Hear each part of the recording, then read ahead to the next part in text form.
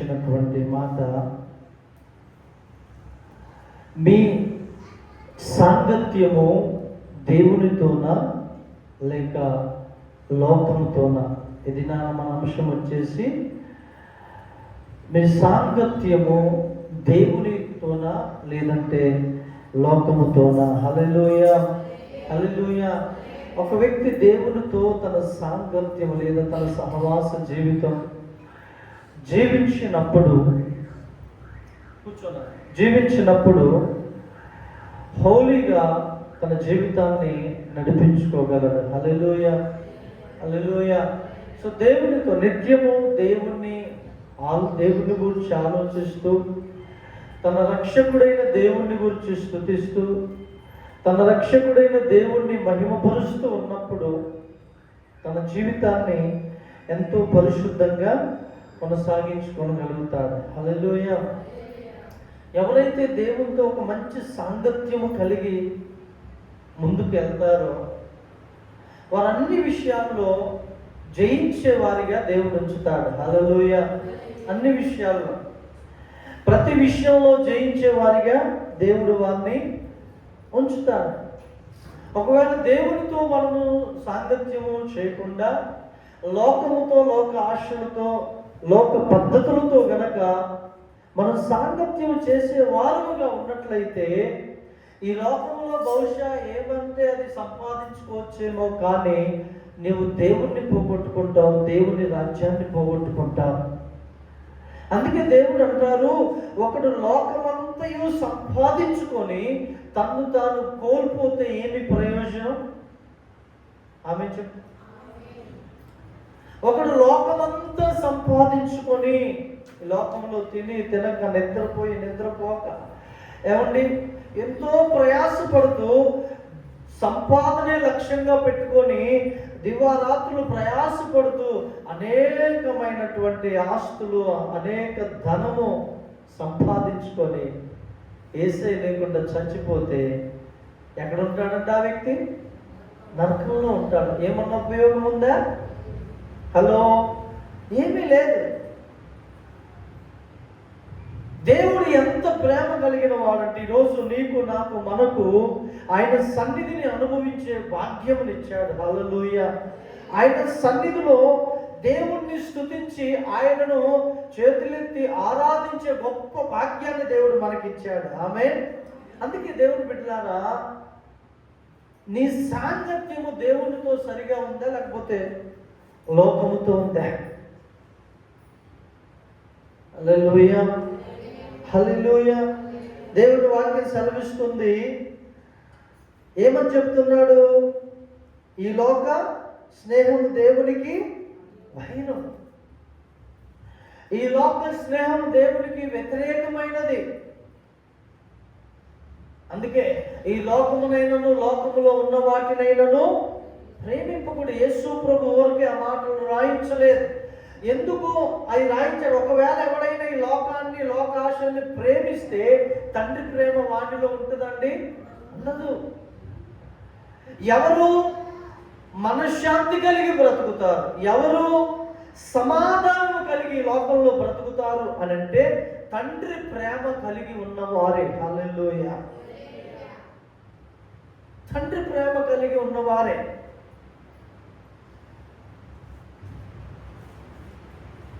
హల్లెలూయా. ఆ ప్రేమే మనల్ని బ్రతికిస్తుంది. అందుకే మనము దేవునితో సాంగత్యం చేయాలి, లోకముతో ఉన్న సాంగత్యాన్ని తెంచుకోవాలి. హల్లెలూయా. లేకపోతే అదే మనకు ఉరి అంటాడు. నిర్గమకాండం ఒకసారి చూడండి. నిర్గమకాండం 34వ అధ్యాయము 12వ వచనం చూడండి. 34వ అధ్యాయం 12, 13 వచనాలు. నీవు 11, 12 సిస్టర్ చూడండి.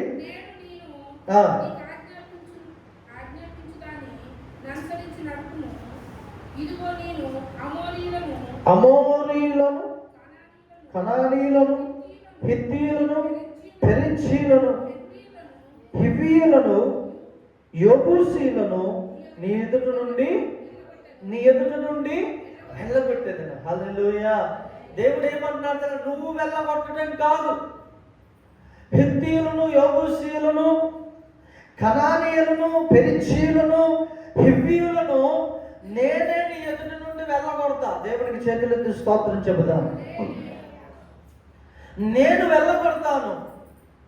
ఏంటి హిత్తీయులు, అమోరీలు ఎవరు, హివ్వీయులు ఎవరు, యెబూసీయులు ఎవరంటే వీరు దేవునికి వ్యతిరేకంగా నడుచుకునేటటువంటి జనులు. దేవునికి వ్యతిరేకంగా హేయమైనటువంటి కార్యములు, వారి పిల్లల్ని అగ్ని గుండం దాటించేవారు, వారి పిల్లల్ని అగ్నిలో వేసేవారు. వారు ఏదైతే దేవుడు వద్దని చెప్పాడో వాటిని తూచా చెప్పకుండా పాటించి దేవుణ్ణి దుఃఖపరిచేవారు. అందుకనే దేవుడు అన్నాడు, నేను వారిని నీ ఎదుటి నుండి పారదోలుతా. హల్లెలూయా, హల్లెలూయా. నీ ఎదుటి నుండి నేను వెళ్ళగొడతాను. హివ్వీయులను, వారి క్రియలు నాకు వ్యతిరేకమైనవి, వారి కార్యములు లోపలికి వచ్చాడు, వారి కార్యములు అసహ్యమైన దేవునికి. హల్లెలూయా. అయితే దేవుడు ఏమన్నాడు తెలుసా? 12వ వచనం, నీవు ఎక్కడికి వెళ్ళుచున్నావో ఆ దేశపు నివాసులతో నిబంధన చేసుకొనకుండా జాగ్రత్త పడుము. ఒకవేళ అది నీకు నువ్వు ఏ దేశంలోనికి, ఏ ఊరిలోనికి, ఏ ప్రాంతంలోనికి నువ్వు వెళ్తున్నావో జాగ్రత్త. ఆ దేశపు జనులతో నువ్వు నిబంధన చేసుకోవద్దు. ఏమంటున్నాడండి? నిబంధన చేసుకోవద్దు, జాగ్రత్త. ఒకవేళ అది నీకు ఉరి కావచ్చునేమో. ఇంకో విషయం తెలుసా? యేసు ప్రభువుకి 12 మంది శిష్యులైతే ఒక ఆయన పరిసయ్యులతో, శాస్త్రులతో రహస్యమైన సాంగత్యం కలిగి ఉన్నాడు. ఏ సాంగత్యం? ఏంటి ఆ సాంగత్యం? ఇస్కరియోతు యూదా సాంగత్యం ఏంటి? నేను యేసు ప్రభువుని మీకు అప్పగిస్తా, మీరు నాకేమిస్తారు? 30 వెండి నాణెములు. ఓకే, వీళ్ళతో కొన్ని దినాలు రహస్యంగా సాంగత్యం చేశాడు. యేసు ప్రభువుకు తెలియదు అనుకున్నాడు, శిష్యులకు తెలియదు. అందుకనే ప్రభు ముందుగానే అన్నాడు, మీలో ఒకడు ఈ బల్లలో చేయి వేయి, మీలో ఒకడు నన్ను అప్పగించుచున్నాడు. అందరూ అంటాడు, అయ్యా నేనా నేనా నేనా. లాస్ట్కి ఇస్కరియోతు యూదా అంటాడు, అయ్యా నేనా అంటే ప్రభు అంటాడు, నీవన్నట్టే. ఎందుకు తెలుసా? నీ సాంగత్యము నన్ను ద్వేషించే వారితో ఉంది. నీ సాంగత్యము నన్ను చంపాలని ప్రయత్నం చేసే వారితో ఉంది. నీవు వారితో నిబంధన చేసుకున్నావు. ఏమని నిబంధన? 30 వెండి నాణెములు ఇస్తే నేను యేసు ప్రభువుని మీకు అప్పగిస్తాను. దేవుని బిడ్డలారా, నీ జీవితంలో ఏదైనా ఒక లాభకరమైనది నీ జీవితంలో ఉంటే ఆ లాభకరమైన దాని కొరకు నీ ప్రభువుని అప్పగిస్తున్నావా? ఆదివారం ఆరాధనను అప్పగిస్తున్నావా? ఏదైతే నీకు లాభంగా అనిపిస్తుందో దానిని నువ్వు సంపాదించుకుంటకు ఆదివారం ఆరాధనను నువ్వు నిర్లక్ష్యం చేస్తున్నావా? నీ సహవాసాన్ని నువ్వు నిర్లక్ష్యం చేస్తున్నావా? అది చివరికి ఏమైందంటే ఆ వ్యక్తికి ఉరి అయింది. యూదా ఏం చేశాడు? అపోస్తల కార్యం 1వ అధ్యాయంలో మీరు చూస్తే ఏమైనాడంటే అతడు వెళ్ళి ఉరి వేసుకొని తల క్రిందులుగా పడి నడిమికి బద్దలై పేగులు బయటకు వచ్చి. ఎందుకు అంత శాపం అంటే ప్రభువుని ద్వేషించే వారితో సాంగత్యం, నిబంధన చేసుకున్నాడు. ఈరోజు దేవుని సంగమా, ప్రేమతో మిమ్మల్ని బ్రతిమలాడే విషయం ఏంటంటే, నీ ఆత్మీయ జీవితాన్ని కృంగదీసేవారు, నీ ఆత్మీయ జీవితాన్ని వెనక్కి లాగే వారితో నువ్వు సాంగత్యం చేస్తే నువ్వు చాలా కోల్పోతావు.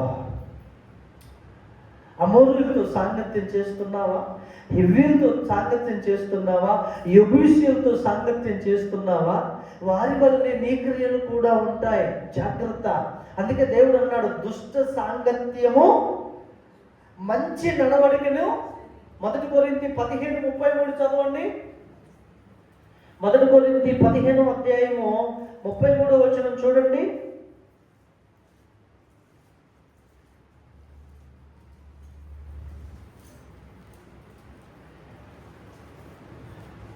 త్వరగా. మోసపోకుడి. దుష్ట సాంగత్యము మంచి నడవడిని. అవునా కాదా చెప్పండి.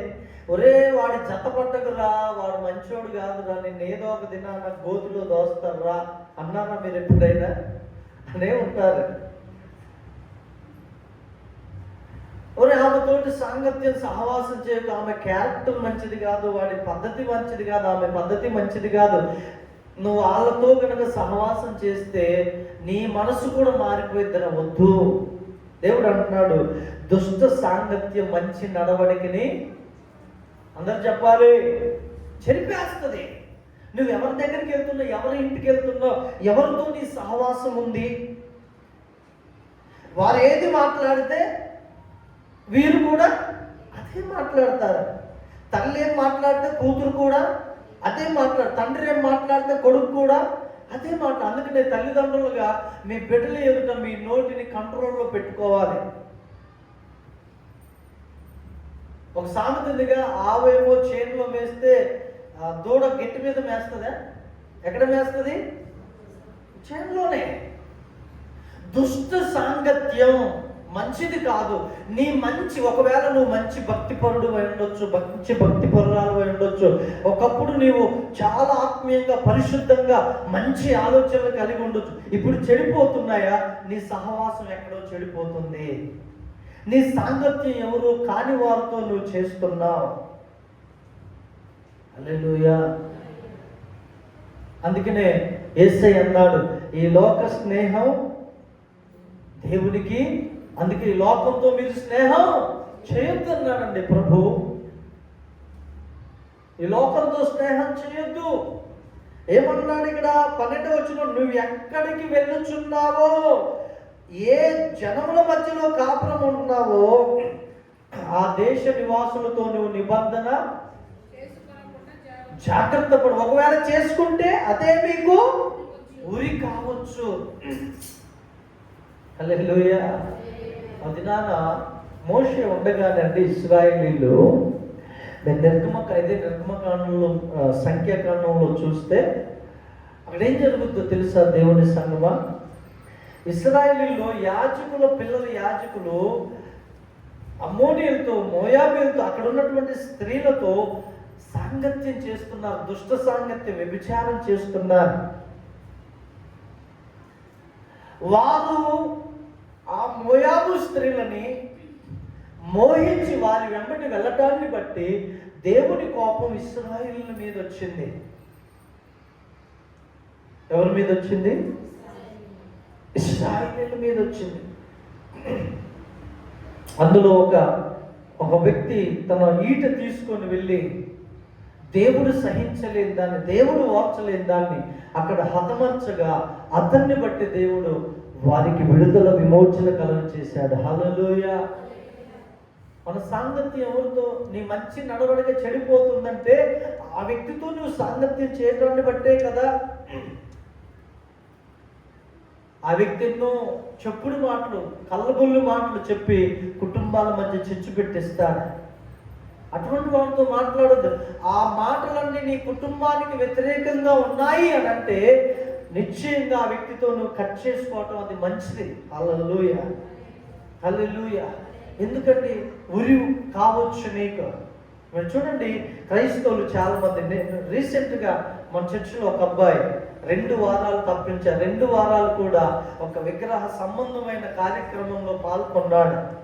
నేను అనుకున్నా, అయ్యో ఈ వ్యక్తి వెళ్తున్నాడే, ఆ స్పిరిట్స్ వీడి మీద దాడి చేస్తాయని నేను అనుకొని ప్రేయర్ చేస్తున్నా.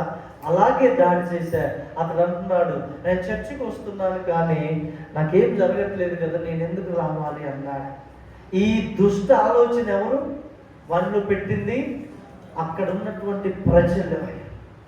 అక్కడ ఉన్నటువంటి ప్రజలు అతన్ని ప్రేరేపించేటట్లుగా సాతాను చేస్తే వారితో 2 వారాలు సహవాసం చేసిన ఈ వ్యక్తి దేవుని సన్నిధికి దూరమై, అందుకనే ప్రభు అన్నాడు, లోకముతో మీరు స్నేహము చేయొద్దు.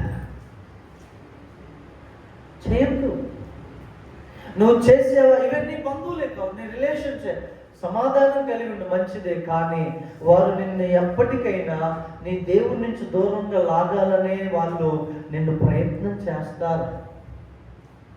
అందుకే మెలకువ కలిగి ఉండాలి. చేతులు ఎత్తి స్తోత్రం చెబుదాం. హల్లెలూయా, హల్లెలూయా. కాబట్టి ఈ లోక స్నేహం దేవునికి వైరం. దేవుడు ఏమన్నాడు తెలుసా? రోమీయులకు రాసిన పత్రిక 12వ అధ్యాయం 2వ వచనం చూడండి. రోమా 12:2 మొదటి నుంచి చదవండి. పోనీ 12వ అధ్యాయం మొదటి నుంచి. కాబట్టి సహోదరులారా, పరిశుద్ధమును దేవునికి అనుకూలమునైన సజీవ యాగముగా మీ శరీరములు ఆయనకు సమర్పించుకొనుట వలనని దేవుని వాత్సల్యమును బట్టి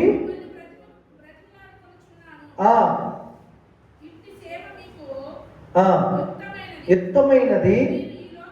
మీరు ఈ లోక మర్యాదను అనుసరింపగా, ఏమన్నాడండి? మీరు ఈ లోక మర్యాదను, దేనిని? ఏ మర్యాద? తప్ప లోక మర్యాద తప్ప? మర్యాదగా ఉండటం తప్ప అండి? ఈ లోక మర్యాద తప్ప చెప్పండి. మేమేం చేస్తున్నాం పాస్టర్ గారు? మేమేం తప్పు చేస్తున్నామా? పాపం చేస్తున్నామా? దేవుడు కొన్ని లోతుల్లో చూస్తాడు. ఆయన వద్దు అన్నాడు అంటే వాటి నుంచి మనం వైదొలగాలి. హల్లెలూయా. ఈ లోక చెడును అనట్లే ప్రభు, ఈ లోక మర్యాద ఇదేం చేస్తుంది తెలుసా? నిన్ను స్లోగా దానిలోనికి లాగేస్తుంది. మర్యాద ఇచ్చి పుచ్చుకో అంటారు. కానీ ఈ లోక మర్యాద అనేది నిన్ను ఆచారములలోనికి నడిపిస్తుంది. ఈ లోక ఆచారం అనేది నిన్ను క్రీస్తు వాక్యములో నుండి బయటికి తీసుకొస్తుంది. ఒక వ్యక్తి క్రీస్తు వాక్యములో నుండి బయటికి వచ్చాడా, తనను తాను సంపూర్ణంగా కోల్పోతాడు. హల్లెలూయా. నిజము దేవుడు. అందుకే మీరు ఈ లోక మర్యాదను అనుసరింపగా ఉత్తమమును అనుకూలమును సంపూర్ణములైన దేవుని చిత్తమేదో పరీక్షించి తెలుసుకొనున్నట్లు మీ మనస్సు మారి నూతన మగుట వలన రూపాంతరం. హల్లెలూయా. మన మనస్సు మారాలి, మతం కాదు మారేది. ఇక్కడ ఎవరైనా మతస్థులు ఉన్నారా? క్రైస్తవ మతస్థులు ఎవరైనా ఉన్నారా? మీరు మతస్థులైతే మీకు పరలోకం లేదు. నా మనస్సు దేవుడు మార్చాడు, నేను మనస్సు మార్చుకున్న వాడంటే మీరు ఖచ్చితంగా పరలోకంలో ఉంటారు. హల్లెలూయా. మతం మార్చుకుంటే నేను మెల్లో సెలవు వేసుకుంటా, మతం మార్చుకుంటే చక్క తెల్లటి బట్టలు వేసుకుంటా, మతం మార్చుకుంటే ఏమండి కొన్ని గుర్తులు నేను పెట్టుకుంటా. దానివల్ల ఉపయోగం ఏమన్నా ఉందంటే ఏం లేదు. మనస్సు మారితే ఆ వ్యక్తి బ్రతుకు మారుద్ది. మనస్సు మారితే తన జీవితం మారుద్ది. ఈ మనస్సు మారితే సిగరెట్ తాగడు. ఈ మనస్సు మారితే సాడీలు చెప్పడు. ఈ మనస్సు మారితే వ్యభిచారం చేయడు. ఈ మనస్సు మారితే ఇతరులను గాయపరచడు. ఈ మనస్సు మారితే ఇతరులు కీడు చేసినా అతనికి మేలు చేయాలనే చూస్తాడు. ఈ మనస్సు మారితే ఒక మనిషి లెక్క బ్రతుకుతాడు. హల్లెలూయా. మనస్సు మారకపోయినా ఉంటే చూడండి, పంది బురదలో పొర్లినట్లు వీడు బురద లాంటి పాపంలోనే బొర్లుతాడు. మనస్సు మారకపోతే కుక్క వాంతి చేసుకొని తిన్నట్లు వీడు విడిచిపెట్టిన పాపాన్ని కూడా మరలా తింటాడు. అందుకే ప్రభు అన్నాడు, మీరు మారు మనస్సు పొందండి. హల్లెలూయా. అపోస్తల కార్యముల గ్రంథం 2వ అధ్యాయంలో ఆ మాట చూడండి. అపోస్తల కార్యములు 2వ అధ్యాయము. Thank you Lord Jesus. Hallelujah. 40వ వచనం. ఇంకను అనేక విధములైన మాటలతో అమ్మా సాక్షి మీరు మూర్ఖులకు ఈ తరము వారికి వేరే రక్షణ పొందుడని వారిని మూర్ఖులకు ఈ తరము వారికి మనం వేరే రక్షణ పొందాలి. ఈ రక్షణ కనుక మనం పొందకపోతే మనకు పరలోకం ఉంటుందా అండి? ఉండదు. ఒక మనుష్యుడు లోకమంతా సంపాదించుకొని తను తాను పోగొట్టుకుంటే ఏమన్నా ఉపయోగం ఉందా? నాకు 2 కోట్ల ఆస్తి ఉందిరా, నాకేం తక్కువ లేదు, నేను ఇష్టం వచ్చినట్లు బ్రతుకుతా, తింటా, తాగుతా, ఓహో నాకేంటి అనుకున్నాడు అనుకో, మహాట 60 సంవత్సరాలు బాగా బలం ఉందనుకో 70 సంవత్సరాలు బ్రతుకుతాడండి. ఆ తర్వాత ఈ లోకాన్ని విడిచి పెట్టవలసిందే. ఎంతటి ఆజానుభావుడైనా, బలాఢ్యుడైనా, ముఖ్యమంత్రి అయినా, ప్రధానమంత్రి అయినా, చీపురు బట్టి ఊడ్చేవాడైనా, దొంగ అయినా, మంచివాడైనా ఒక దినాన ఈ లోకంలో శ్వాస విడవలసిందేనా కాదా? విడిచిన తర్వాత తన ఆత్మ ఎక్కడికి వెళ్ళాలి? అది ఇంపార్టెంట్. హల్లెలూయా. తన ఆత్మ దేవుని దగ్గరికి చేరాలి అంటే ఈ లోకంలో బ్రతికుండగానే నిజదేవుణ్ణి ఈ ఆత్మ ఎనగాలి. హల్లెలూయా. దేవునికి స్తోత్రం. ధనవంతుడు ఏం చేశాడండి? ప్రతిరోజు తింటూ తాగుతూ సుఖించాడు. ఒక దినాన చచ్చిపోయి వెళ్ళిపోయి నరకంలో ఉండి అన్నాడు, అబ్రహామా అబ్రహామా. అదే కాలంలో అదే అనుభవంలో ఉన్న లాజరు అనే దరిద్రుడు, ఈ ధనవంతుడు తిని పడేసిన మొక్కలు ఏరుకొని తిని బ్రతికి లాజరు చచ్చిపోతే దేవదూతలు వచ్చి ఇతని ఆత్మను పరలోకం తీసుకెళ్తే, అనగా అప్పుడు పరదేశ్ కింద భూమి కింద ఉండేది, ఇటు నరకం ఇటు పరదేశ్, మధ్యలో మహా అగాధం. ఈ ధనవంతుడికి అబ్రహాము రొమ్మున కూర్చున్న లాజరు క్లియర్గా కనబడతాడు. ఎందుకంటే లెగిస్తే వాడు అక్కడే ఉండేవాళ్ళు అలా ఇంటి ముందు, అవునా కాదా? ఆయన పనిచేసి బతికేవాడు ఈ దరిద్రుడు లాజరు. ఆ ధనవంతుడు ఇంటికాడ ఆ పక్కన పడేసింది ఆ కవర్లో ఏదో తీసుకొని వచ్చి తిని అలా బ్రతికేవాడు. కానీ తాను దేవుణ్ణి కలిగి ఉన్నాడు. తాను యేసు ప్రభువుని రక్షకుడిగా అంగీకరించి మారుమనసు పొందినవాడు. అతడు రోగంతో కొరుకులతోటైనా చచ్చాడు, కానీ పాపంతో చావలేదండి. హల్లెలూయా. అందుకనే అతడిలో పాపం లేదు కాబట్టి యేసు ప్రభువుని రక్షకుడిగా అంగీకరించాడు కాబట్టి అతడు పరలోకంలో ఉన్నాడు. ఇతడు శరీరం బాగా ఉంది, ఆరోగ్యం బాగా ఉంది, కానీ ఒక దినాన ముసలోడైనాక చచ్చిపోయాడు, కానీ పాపంతో చచ్చాడు. అందుకనే నరకంలో ఉంటే ఇతడు క్లియర్గా లాజరును చూసి, అబ్రామా అబ్రామా, తన వేలి కొనను ముంచి లాజరును నా దగ్గరికి పంపించు, నేను ఇక్కడ దాహానికి చచ్చిపోతున్నా, అగ్నిలో యాతన పడుతున్నాను అబ్రామా అనగానే, అబ్రామనయ్యా నీ మీద నాకు జాలింది, కానీ ఏం చేస్తావు? ఇక్కడ వాళ్ళు అక్కడికి రాకుండా, అక్కడ వాళ్ళు ఇక్కడికి రాకుండా మధ్యలో ఏముంది? మహా అగాధం ఉంది. ఒకవేళ మేము కనుక నీళ్ళు తెద్దామని వచ్చామనుకో, ఈ అగాధంలో పడి మేము నాశనం అవుతాం. దేవుడు ఎంత తెలివి కలవాడు, జ్ఞానవంతుడంటే ఆయనకు తెలుసండి. హల్లెలూయా. అగాధం లేదనుకోండి, అగ్నిలో ఉన్న వాళ్ళందరూ ఉరికొత్తరా ఉరికి రారా? అందుకనే భూమి మీదనే ఆయన సపరేట్ చేశాడు. కొంతమందినేమో మేకలు అన్నాడు, కొంతమందినేమో గొర్రెలు అన్నారు. హల్లెలూయా. నువ్వు మేకల గుంపులో ఉంటావా ఈ లోకాన్ని అనుభవించి, ఈ లోకంలో నుండి, లేదా పరలోకంలో ప్రవేశించేటానికి గొర్రెల గుంపులోకి వస్తావా? ఈరోజు దేవుడు నీ ఎదుట తన మాటను పెడుతున్నాడు. హల్లెలూయా. హల్లెలూయా. చూసారండి, ఈ లోక మర్యాదను అనుసరించే మూర్ఖులకు ఈ తరము వారికి వేరే రక్షణ పొందండి. అంత్య దినాల్లో ఉన్నాం, ప్రేమ చల్లారిపోయే దినాల్లో ఉన్నాం, విశ్వాసము కోల్పోయే దినాల్లో ఉన్నాం. దేవుని సంగమా, నీవు కలిగి ఉన్న విశ్వాసం ఎన్ని ఎదురు దెబ్బలు తగిలినా, ఎన్ని ఆటంకాలు వచ్చినా, కరువైన, ఖడ్గమైన, నిందలైన, అవమానమైన నీ విశ్వాసాన్ని ధ్వజముగా చేత పట్టుకో. హల్లెలూయా. అంతము వరకు సహించిన వాడే రక్షింపబడతాడు. మధ్యలో ఎవరో ఏదో అంటారు, నిరుత్సాహపడి ఎందుకులే నేను చర్చికి రాను, లేదా ఆయన రావట్లేదుగా మా ఊర్లో నేను కూడా రానులే చర్చికి. కాదు, వారు వచ్చినా రాకపోయినా నీ రక్షణ నువ్వు కాపాడుకునే వ్యక్తివైతే నువ్వు దేవుని మందిరానికి వస్తావు. హల్లెలూయా. హల్లెలూయా. చివరికి ఒక మాట చదువుకుందాం. యాకోబు రాసిన పత్రిక 1వ అధ్యాయం 27వ వచనం చూడండి. యాకోబు రాసిన పత్రిక 1వ అధ్యాయం 27వ వచనం. తండ్రి అయిన దేవుని ఎదుట పవిత్రమును నిష్కలంకమునైన భక్తి ఏదనగా దిక్కులేని పిల్లలను విధవరాండ్రును వారి ఇబ్బందిలో పరామర్శించుటయు, ఇహలోక మాలిన్యము తనకు అంటకుండా తను తాను కాపాడుకొనుటయే. హల్లెలూయా. నిష్కలంకమైన పవిత్రమైన భక్తి ఏదంట? హలో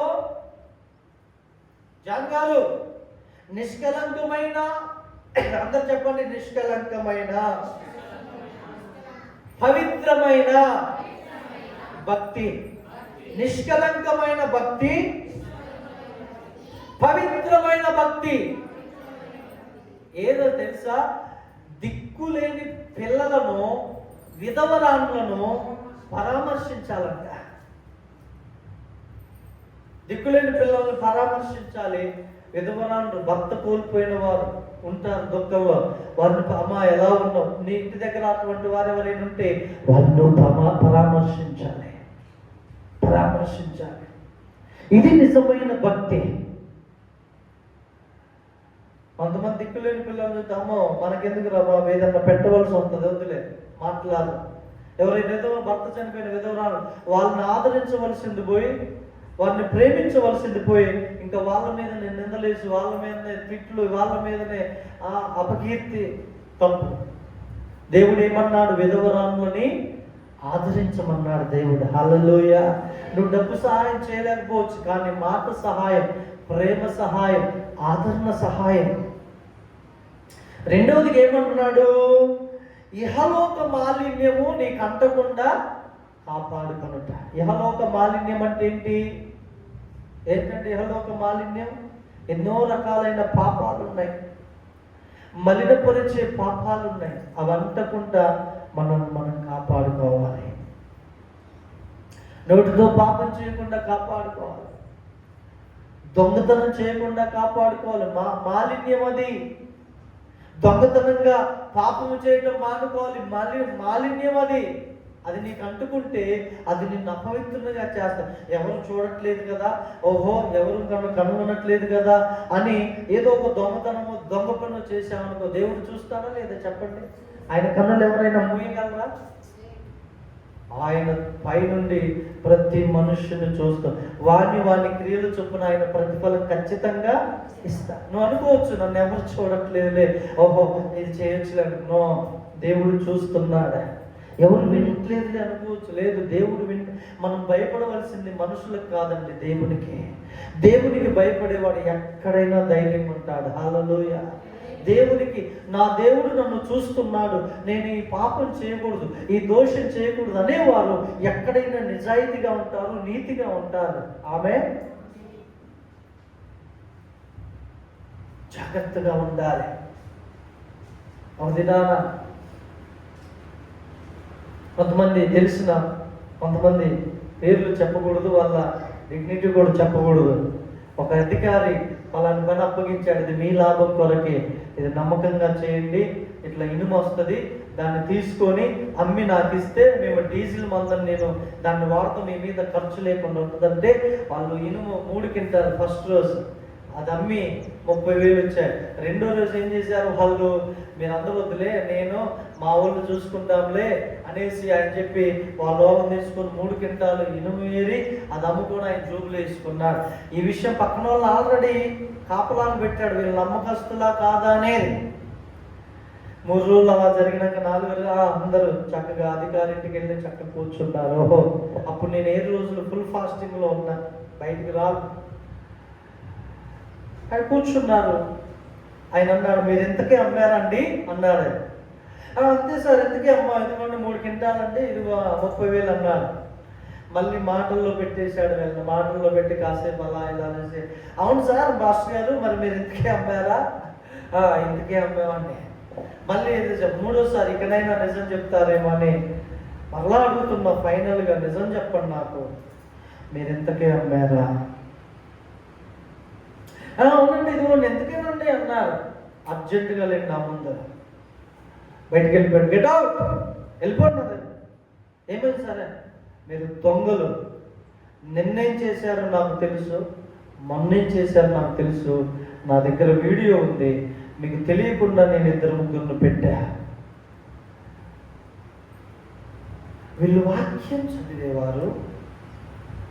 ఆయన ఏం చేశాడు తెలుసా, మీ అందరి సేవకులు కలిపి నేను ఒక స్థలం అని 20 సెంట్లు ఎంతో చూపించాడు. అందులో ఆయనే బాధ్యత తీసుకొని సీఈఓతో మాట్లాడే ఫ్లాట్లో ఆయన మట్టి తోలించి మీకు మంచిగా ఉంటుంది, అందులో ఇనుము వేస్తే మీరు డీజిల్ లారీలకు ఇవ్వాలి కాబట్టి ఇవ్వలేదు కాబట్టి ఆ ఇనుము అమ్మి నేను డీజిల్కి ఇస్తాను, మీరు చక్కగా ఆడ కట్టుకోండి అని చెప్తే ఇలా చేస్తే గెట్అవుట్ అన్నాడు. కథ నాకు ఫాస్ట్ ఇంప్రెషన్స్ అయిపోయిన తర్వాత ఒకరోజు నేను క్రాస్ రోడ్ వెళ్తే ఆ ఆయన అన్నాడు, ఏమైంది పాస్టర్ గారు, క్షమించండి బ్రదర్ ఏమైంది అని అంటే, ఆయన ఎక్కడండి ఇలా జరిగింది. ఇప్పుడు ఆయన ఏం చేశారు తెలుసా, ఒకరోజు క్రిస్మస్కి ఆ అధికారి తన స్కూల్లో తన ఇంట్లో మంచి గ్రౌండ్ ఉంటుంది క్రాస్ రోడ్లో, అక్కడ మీటింగ్ పెట్టి 80 మంది సేవకులను పిలిపించి చికెన్ బిర్యానీ పెట్టి తన కుటుంబాన్ని పిలిచి వాక్యం వినిపించుకొని, ఆ వాక్యం నేను 15 మినిట్స్ చెప్పా. దేవుని కృప, ఆ రోజు దేవుడు అద్భుతంగా మాట్లాడటాన్ని బట్టి ఆయన ఆ రోజే నన్ను మరొక 5 మంది సేవకులు తీసుకొని వెళ్ళి స్థలం చేయించాడు. ఇది కార్యక్రమం. మనలో ఏ భయం ఉండాలి? ఆయన చూస్తున్నాడన్నా ఉండాలే వద్దా? నువ్వు 30,000 సంపాదించుకొని ఉండొచ్చు, ఆ 30,000 ఉంటాయా నీతోటి ఇప్పటి వరకు?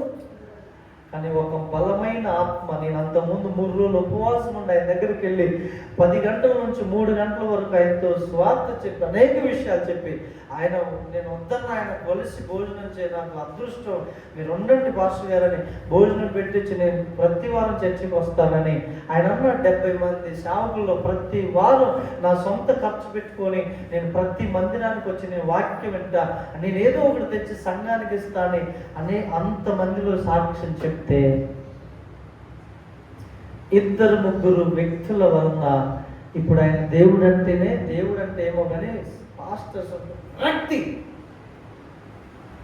ఎవరిని బట్టి? దేవుని వాక్యం రోమ ఏం చెప్తున్నాండి, మిమ్మల్ని బట్టి కాదా నా నామము అన్యజనుల మధ్య, చదవండి మా మాట, రోమీయులకు రాసిన పత్రిక అదే 12వ అధ్యాయంలో లేదా 2వ అధ్యాయమా, 2వ అధ్యాయంలో 24 వచనం చూడండి. రోమా 2:24 చూడండి. రాయబడిన ప్రకారం మిమ్మును బట్టియే కదా దేవుని నామము అన్యజనుల మధ్య, చూస్తుందండి 21వ వచనం చదవమ్మా. 21వ వచనం, ఎదుటివానికి బోధించు నీకు నీవే బోధించుకున్నవా, దొంగిల వద్దని ప్రకటించు నీవు దొంగిలిదవా. చూశానండి, నేనేం చెప్తున్నా, ఈ స్టేజ్ మీద ఉంటే దొంగతనం చేయొద్దు అంటున్నా, కానీ నేనే దొంగతనం చేస్తున్నా. నన్ను బట్టి ఎవరి నామం అవమానపరచబడుతుంది?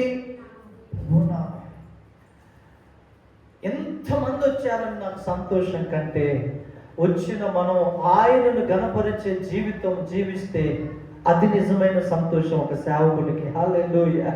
ఈ లోకంలో నువ్వు ఎంత డబ్బు సంపాదించినా అది నీతో వస్తుంది అనుకుంటున్నావేమో, మోసపోతావు. డబ్బు నీతో ఎప్పుడు రాదు.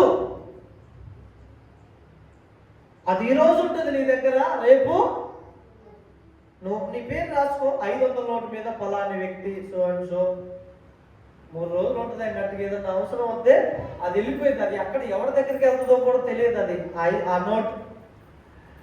నేనేమంటున్నానంటే, ఈ లోక మర్యాదను అనుసరింపక దేవుని చిత్తం ఏంటో తెలుసుకొని అందులో నడుచుకుందా. హల్లెలూయా. ఇహలోక మాలిన్యం మనకు అంటకుండా మనల్ని మనము కాపాడుకుందాం. ఎందుకు మన శరీరాన్ని మలినం చేసుకోవాలి? ఏమన్నా డబ్బు దొంగతనం చేసావు, మోసం చేశావు, ఆ వ్యక్తిని బాధ పెట్టావు, వెళ్ళిపోమన్నాడు, అసలు ప్రార్థన అంటున్న విరక్తి కలిగింది ఆ వ్యక్తికి. ఎవరు బాధ్యులు ఆ వ్యక్తి నశించడానికి? ఈ వ్యక్తులు కాదా? మనల్ని బట్టి ఎవరు దుఃఖపడతారు? నేను చర్చికి వెళ్ళాలనుకుంటున్నాను కానీ వాళ్ళ ప్రవర్తన బట్టి నాకు వెళ్ళబుద్ధి కాదండి. ఎందుకు ఆ వ్యక్తి అలా అంటున్నాడు? మన ప్రవర్తనలో లోపం ఉంటే సరి చేసుకోవటానికి తప్పేముంది? జాన్ గారిని ఒకసారి అలా తట్టండి, జాన్ గారిని ఒకసారి అలా తట్టండి, వెనక అలా తట్టండి. దానికి రెస్ట్ ఇస్తున్నాడు. జాగ్రత్త, అక్కడి నుంచి మళ్ళొక్కడికి షిఫ్ట్ అయ్యే అవకాశం ఉంది. హల్లెలూయా, హల్లెలూయా. ఈరోజు ఉదయాన్నే మీకు చెప్పాల్సింది కానీ నేను మర్చిపోయినా. అది ఇక్కడి నుంచి అక్కడికి, అక్కడి నుంచి ఇక్కడికి ఏమైంది, దూకుద్ది. దూకినప్పుడల్లా ఎవరి మీద దూకుద్దో జాగ్రత్త. ఇప్పటికే 2-3 అలా తూలుస్తుంది. హల్లెలూయా, స్తోత్రం చెప్తాను చేతులెత్తి. చివరిగా ఒక మాట చెప్పి నేను ప్రార్థన చేస్తా. మనం ఎవరితో సాంగత్యం చేయాలి? దేవునితో. మీకు ఇంతకుముందు చెప్పే, మరలా చెప్తున్నా. నేను మా ఆవిడ సైకిల్ మీద 2009లోనూ అనుకుంటా ఓట్లేసి ఒక నుండి పొద్దున్నే వెళ్తుంటే సైకిల్ మీద, ఆ రోడ్డు మీద, మా ఊరు టేక్ చెట్లు ఉంటాయి, దాని యువతల్ని ఒక బంగారు నెక్లెస్ దొరికింది. నేను అడావుడు చేయకుండా జోబులు వేసుకొని వెళ్ళిపోయి ఇంటికి. నేను చెప్పా, ఇది నాకు దొరికింది అని మనం కనుక చెప్పామా అందరూ ఏమంటారు? 20 సంవత్సరాల క్రితం పోయింది కూడా, ఆమె కూడా ఏమంటది, ఇది నాదే అంటది. అలా చెప్పొద్దు. కాము ఉందా? కాము ఉంటే ఒక గంటలో అలసడి రేగొద్ది. అవునా కాదా అండి? ఏది జరిగినా ఆ నోట ఈ నోట వెళ్ళిపోయింది. అలాగే జరిగింది. పలానా అమ్మాయి కొత్తకు పెళ్ళైంది, ఆ మంగళసూత్రం గొలుసు, మేము ఇంటికి వెళ్ళి జోబులు, ఆమె తెగ ఏడుస్తుంది, పాపం బాగా ఏడుస్తుంది, వాళ్ళ అత్త ఏడుస్తుంది, వాళ్ళ ఆయన సీరియస్గా ఉన్నారు. వీళ్ళు ఎందుకు ఏడుస్తున్నారమ్మా, ఇలా అయింది అంటే అప్పుడు జోబులో చిన్న తీసి ఇదేనా అని చెప్పేట. అమ్మాయి ఏడుపుగా స్టాప్ చేసా, అన్నయ్య ఇదే అని తీసుకొని సంతోషంగా. హల్లెలూయా. ఒకవేళ అది ఎవరు చూడలే మమ్మల్ని, అది మేము ఉంచుకుంటే ఆ మాలిన్యం అనేది మాకంటే మేము దేవుని ఎదుట దోషులుగా ఉంటాం. అందుకే దేవుని బిడ్డలారా, నీకు 10 రూపాయలు దొరికినది నీది కానప్పుడు అది ఎవరితో వెతుకు ఇవ్వటానికి. హల్లెలూయా. వెతుకు ఎవరితో అది. అంతేగాని దొరికిన లటుక్కుని జోబులు వేసుకున్నావు అనుకో, అది 10 కాస్త 1000 రూపాయలు నీకు నష్టం కలిగజేస్తుంది. చివరికి ఒక మాట చదివిస్తా. యోహాను సువార్త 6వ అధ్యాయం 52వ వచనం చూడండి. యోహాను సువార్త 6వ అధ్యాయం 52వ వచనం. ఏమన్నారంటే యూదులు యేసు ప్రభు ఏమన్నారంటే, ఈయన అరుణ ఒకసారి రానన్న, ఈయన తన శరీరమును, యూదులు అంటున్నారు, ఈయన యేసు ప్రభు ఏమన్నాడంటమ్మా, నా శరీరము తిని నా రక్తము త్రాగువాడే నిత్య జీవం గలవాడు అన్నాడు. అవునా కాదా? అనగానే నా శరీరము నిజమైన ఆహారము, నా రక్తము నిజమైన పానము అనగానే అక్కడ యూదులు అంటున్నారు కదా, ఈయన ఎలాగూ తన శరీరం తినేయగలడు? చదవండి అమ్మా.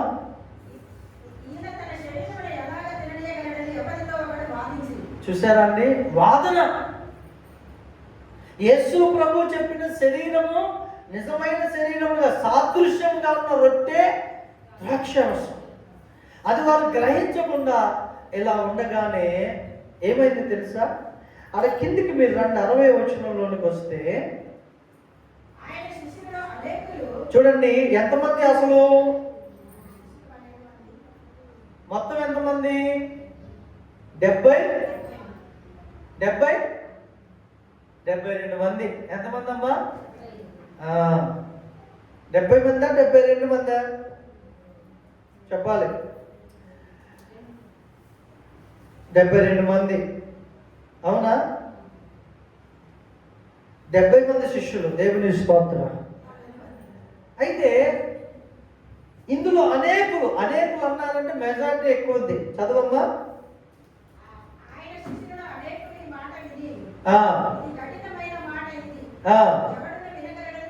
చూసారా? ఎందుకో తెలుసా? ఈ అనేక మంది శిష్యులు కూడా అమ్మా ఆ యూదులతో ఆ మాట్లాడే మాటలతో ఏకీభవించారు. ఏమని ఏకీభవించారు? ఇక్కడ మీరు చూస్తే